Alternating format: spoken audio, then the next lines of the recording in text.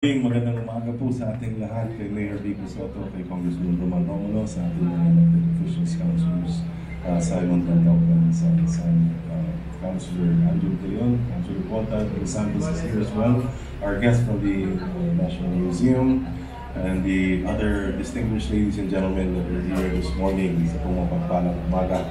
Today is indeed a very special day as we reopen our Pasig City Museum.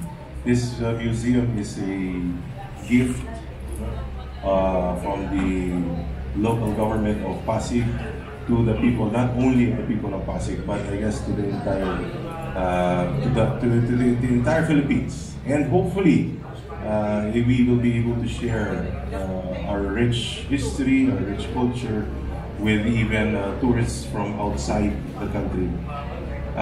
Tayo po, pag tayo nagbibisita, nagkakaroon ng pagkakataon makabisita ng ibang bansa, ang isa sa una natin pinupuntahan para malaman natin yung kasaysayan ng mga bansa o lugar na pinupunta natin ay ang mga museum. Dito po sa ating lungsod ng Pasig, we have a rich history, more than 450 years, which goes beyond 450 years.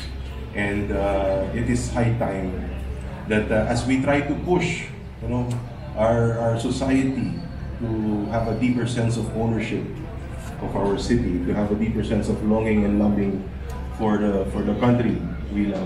We first have to know kung saan po tayo nanggaling. Kailangan po tayo lumingon kung saan tayo nanggaling. Kailangan po natin alamin yung pinaghirapan ng ating mga ninuno, kung ang mga sakripisyo pinagdaanan nila sa panahon prior to the Spanish colonization, to the American occupation, Japanese occupation, and all the way to the growing or the continued growth of the city of Pasig. And we can only do that through the modern means that we have now. So I hope that we will take time out later and take a look at what we have in our museum.